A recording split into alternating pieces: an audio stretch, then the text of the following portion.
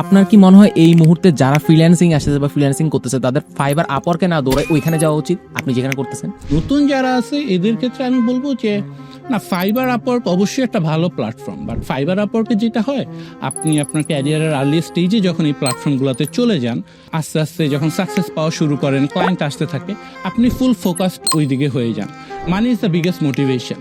আপনি যখন দেখবেন একটা জায়গা থেকে আপনার টাকা আসতেছে, আপনার মনে হবে সব এফোর্ট আমি এদিকেই দিই। এর ফলে যেটা হয়, আপনার যে পোর্টফোলিও বিল্ডিং বা আপনার পার্সোনাল একটা প্রেজেন্স বিল্ড করা, যে না আমি এই স্কিলটা পারি, অথবা লার্ন করা, স্কিল গ্রো করা, এই জিনিস থেকে আপনি সরে আসেন। আর দিন শেষে যেটা হয়, আপনি ফাইবার আপওয়ার্কে যখন আওয়ারলি রেটে কাজ করবেন, $20-25 আপনার আওয়ারলি রেট, আপনি যখন ওইটা দিয়ে মাল্টিপ্লাই করবেন 5-6 ঘন্টা, আপনার কাছে মনে হবে যে আমি তো এই কয়েক ঘন্টা কাজ করলে টাকা কামাইতে পারবো এত।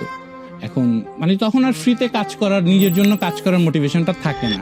সো আর্লি ক্যারিয়ারে এইসব মার্কেট প্লেসে ঢুকে গেলে এই একটা সমস্যা হয়, এবং এরপরে ফিউচারে সমস্যাটা আরও বড় হয় কি, আপনি 3 বছর টানা কাজ করলেন ফাইবার আপওয়ার্কে, এরপর কোনো এক কারণে যদি আপনার প্রোফাইল ব্যান হয়ে যায়, এরপর আপনি কিভাবে নেক্সট শুরুটা করবেন?